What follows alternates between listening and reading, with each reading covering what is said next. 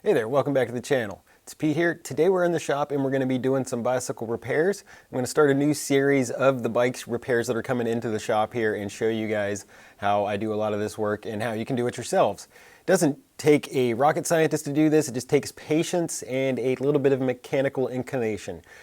Some people just aren't mechanics and some people are. So if you're able to work on things yourself, you should be able to figure out how to do everything that I do through these videos. Today we're going to walk through how to replace the Freehub body on an old Shimano M525 hub. It's a cassette hub that has a Freehub. So on a Freehub, it is a ratcheting mechanism that goes on the side of your hub and allows the sprockets to rotate and ratchet. On the bike that we're working on today, the Freehub has given up the ghost and it's now pedaling forwards and backwards with no resistance, so it will not drive the bike forward. And we're going to go ahead and get that off there and make it work. We're also going to replace all of the bearings and grease inside the hub, make it nice and new, so that the reason the Freehub has quit working is because it's got grease inside there, lubrication that's got a bunch of little pawls, so as the pawls come across the ratchets inside, they free back up and then they push forward and rotate the wheel forward. Unfortunately, those things are gummed up with grease that have dried up over the years, so now once they get pushed in, they are staying down and not releasing to push forward once they come back. So they're just sweeping back underneath, and we've got to put a new one in there so it's going to hook back up and drive that wheel around. And since nobody's around, I'm going to go ahead and do things the way that us bike wizards generally do when nobody's around. Patronus! Now we got the bike up in the stand. Let's go ahead and shift it down to the smallest sprocket. Then we're going to go ahead and remove the back wheel from the bike. Since we are doing an educational video, I'm not going to do too much magic. I'm going to go ahead and remove the back wheel, open the quick release, pull back on the derailleur to give it a little clearance, drop the chain out, and there we go. So let's remove the quick release from the axle. We're going to take our cassette lock ring tool and engage it firmly into the cassette. Take our chain whip and apply it to the cassette as well. We're going to try to get this on here as best we can with no resistance. It's a little trickier than normal. Now we'll take our open end wrench and break it free. Unscrew that. And remove the cassette. We're going to go ahead and put that on our Park Tools mat. We clamp this on the drive side so we don't throw off the spacing of the axle. So you'll notice you only have about 5 to 7 millimeters of axle space here exposed from the dropout. You want to maintain that axle spacing on the drive side so that the wheel stays centered up in the hub. Place your 15 millimeter cone wrench onto your cone. You want to take your 17 millimeter flat wrench and apply it to your lock nut. Holding the cone nut still, you want to push the lock nut counterclockwise. Sometimes you can grab a spoke, get yourself a little extra push. Now that you've got that free, you can go ahead and unscrew these.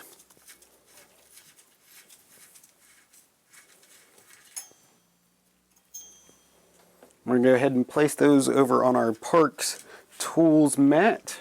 The OM1, it's the overhaul mat, makes life way more convenient when you're rebuilding things and taking them apart. So unscrew this all the way. And as you can see, there doesn't appear to be any damage to this cone. These old Shimano hubs were amazing. It makes you wonder who's designing Shimano hubs today, because they are not amazing anymore. So you got a nice layer of dust around here, kick that off, get that out of the way.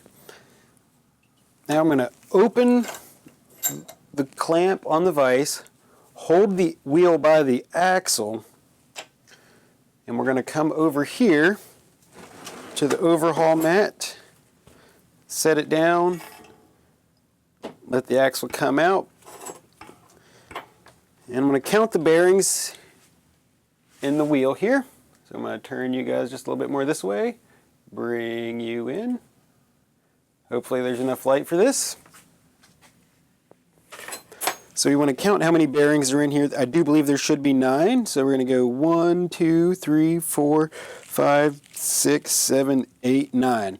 And we want to do that so we know how many bearings are coming out of the hub when we take it apart and how many we're going to put back in there. Tool I didn't mention that's going to make your life a lot easier is a pick. So we're just going to go ahead and try and pick those bearings out the bottom. You want to try and take the bearings out of the side of the hub that they're on instead of flushing them through the hub, because that'll give you just a little bit more trouble later on trying to fish them through there, and we like to do things in a time efficient manner. So now we got those out, go ahead and flip it over and get these ones out. Using our 10mm Allen wrench, we're going to go into the Freehub and break this thing free.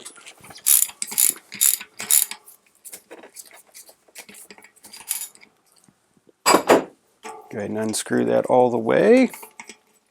And it's got a lot of threads in there. But guys, it's Shimano over-engineered this thing, except for its ratcheting mechanism. There we go. So we're going to save the screw, because I don't think a new one comes with it. So using a little bit of coffee, you want to go ahead and clean up these pieces. Okay, that's a lie. This is engine degreaser. It's not really coffee.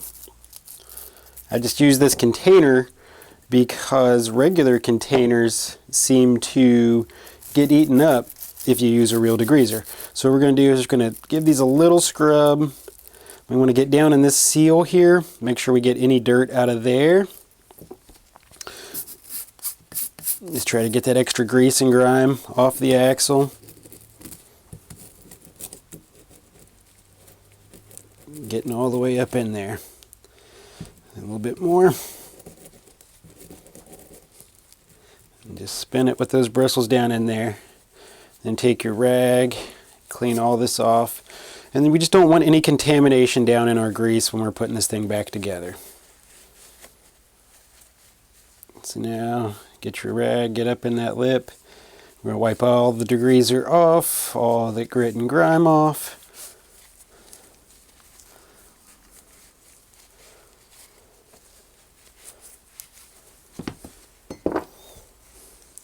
Wipe it all off, get all that dirt off there.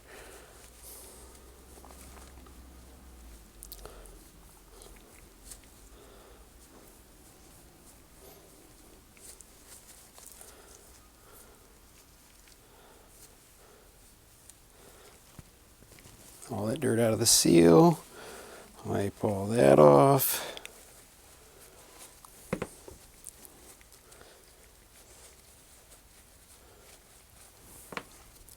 Now that we got everything clean, we can go ahead and clean the hub.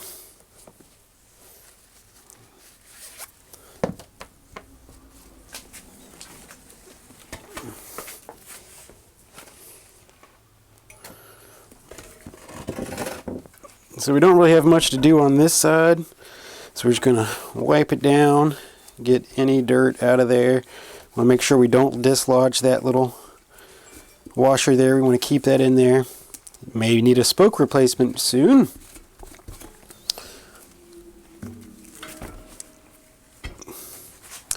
Now on this side, I'm going to wipe down in here.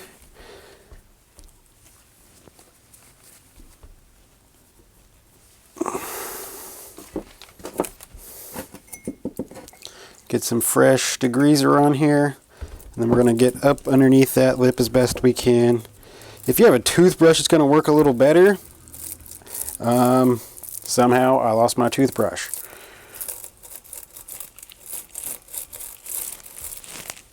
Alright, so we got that in there. Got that cleaned up. See, that rotor is ruined. Now we're just going to clean it off with some isopropyl alcohol when we're done. So we're going to clean this off. It is possible to knock these seals out, but I don't like to do it. It's almost impossible to get them out and back in without damaging them, and it's just terrible. So if you damage it and you try to put it back in, it'll never sit flat and it always pops out, and then your customer looks at you like you're an idiot, and you are, because you learned that you shouldn't do that years ago. So now we just clean it all out. And now that we've got all that cleaned out, we're going to get a fresh rag, go in there, double check for any more contamination and grease on the inside. Get that all the way around the inside. Get old grease out.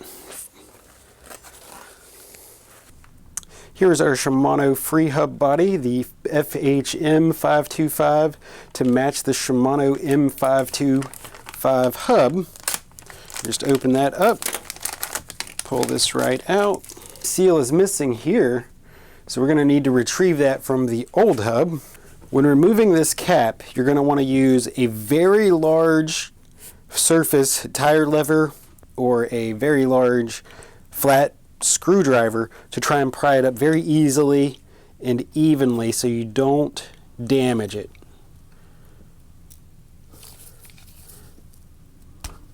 There we go. And as you can see, it has slightly misshapen, but I think we'll be able to get that in there just fine. So the first thing I'm going to do in this process is I'm going to go ahead and put my pin back in. Take some Park Polylube 1000 and fill the cavity where the bearings are going to go. So we've inserted the bolt, we've filled the cavity with grease, and we're going to count out 9 bearings. 1, 2, 3, 4, 5, 6, 7, 8, 9. We've got 9 bearings here, and we're going to go in around the outside of the hub shell.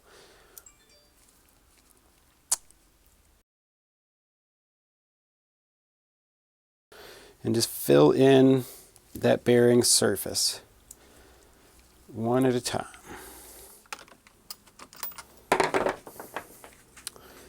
So now that we've got that all reassembled and the cap's just sitting on there, I've got a 3/4 socket. It's going to fit just inside of the lip here.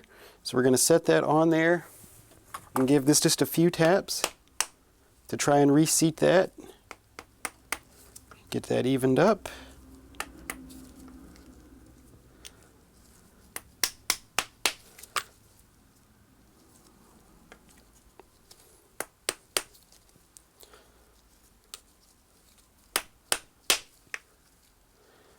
Alright, so it looks like that's fully recessed all the way around. So let's go ahead and insert our 10mm socket into the Freehub body, and now thread it into the hub shell. So now that you've got those splines lined up, just tighten it down.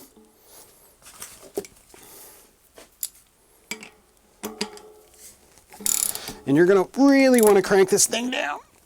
You probably can't over tighten it. So there we go. That one side is done. And now we're going to go ahead and fill this side with grease. Just scoop that in there, press it up inside the lip. Try not to get too much on the outside because we're going to have to clean all of this up and make sure it's not on the braking surfaces and all that stuff when we're done. We're now going to take 9 bearings and put them in this side of the hub. 1, 2, 3, 4, 5, 6, oh, almost lost one, 7, 8, and 9. So now we got all 9 in there. I'm going to lift the hub up and very carefully stick the axle straight through the center and all the way through the other side. Wipe off your excess grease. Now you're going to take your cone and push it down while holding your axle still. You're going to thread this cone all the way down. If you start twisting the axle, you can throw the bearings out of place. So we're just going to hold this still. And you can even do this in the vise if you want to make your life just a little bit easier.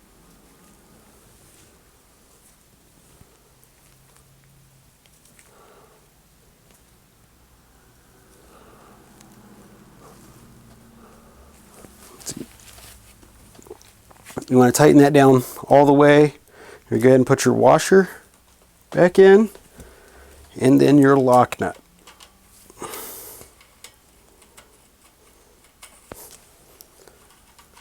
And put our lock nut back on.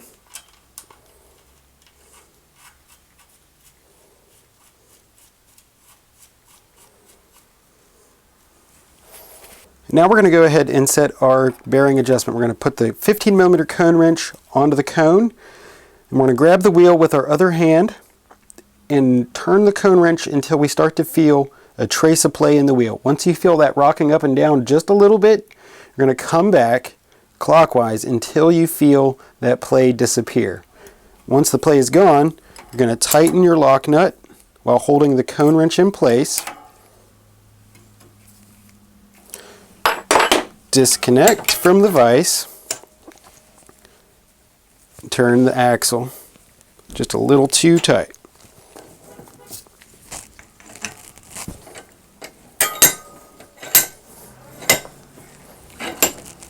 Hello, how's it going today?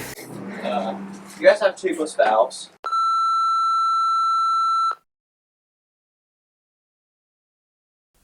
Since the bearing adjustment wasn't where we wanted it, we're just going to make a little adjustment. We're going to take the lock nut, loosen it a bit, and then we're going to bring the cone back into it.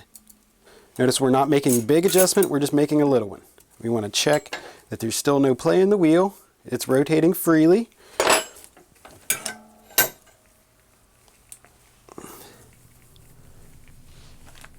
So now our axle rotates nice and smoothly. There's no play in the wheel, there's no play in that axle. Some of the old school guys will tell you you want to trace a play in your wheel. Throw that out the window for mountain biking. These good Shimano hubs are going to work just fine if you have them perfectly tuned, and they're going to last a lot longer. If you have a trace of play in there with mountain biking or aggressive riding, they're going to jostle back and forth and eventually damage the cones. So keep them clean, keep fresh grease in there, and no play. Now we're going to go ahead and set the cassette back on there. We're going to go ahead and put the cassette back on. You'll notice there is different slots on here. There's only one keyway that's going to match up on here to the small keyway, so we just get that one aligned and everything else will slide on just right.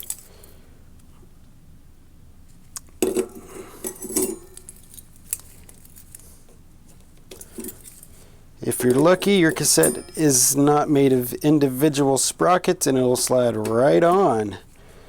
This one is not, so we gotta make sure we get everything in the proper order going back together. But it's not too bad. I've done it a million times, and if you watch me, you'll do it just fine.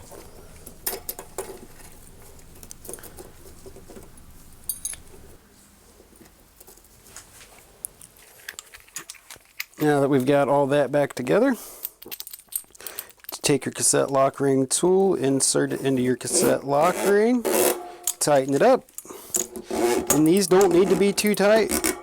And as you see, it's now ratcheting and locking into place and giving us resistance going the other way. Successful repair.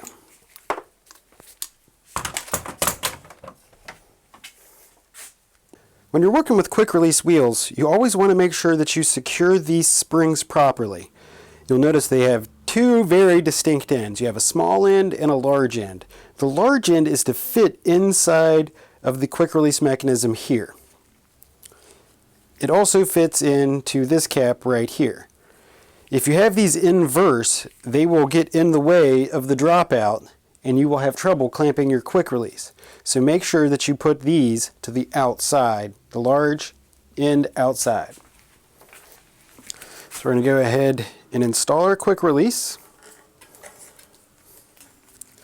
And we're going to spring out to the large side, put this cap on. And since we had degreaser and grease all over this thing, I'm going to go ahead and spray that rotor down with isopropyl alcohol and give it a good cleaning. Make sure we get all of those petroleum products off of our braking surface. We don't want to contaminate the brakes on here with any of that oil or grease the degreaser is also a petroleum product and can cause problems. So now, wipe out the center.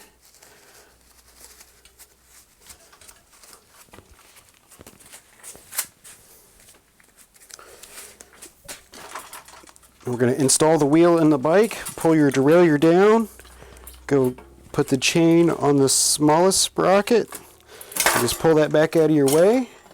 Then your brakes should just line up with your rotor. Just pull that up into place. You want to hold one side still while you tighten down the quick release.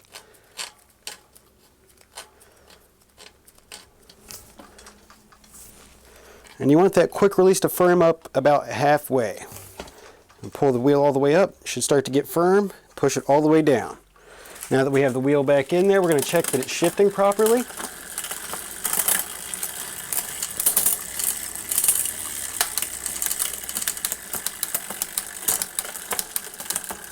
Well, thanks for watching today. I hope you enjoyed this video. If you did, be sure to give us a like and a subscribe. Maybe check out some more service videos here. Or go to my page and check out all the rad bike videos, whether it's mountain bikes, road bikes, BMX bikes. I'm into every type of bicycle because bicycles are rad. And if you're not into bikes, you probably didn't stick around this long. So thanks for watching. Be sure to like and subscribe, eat a donut, and stay rad.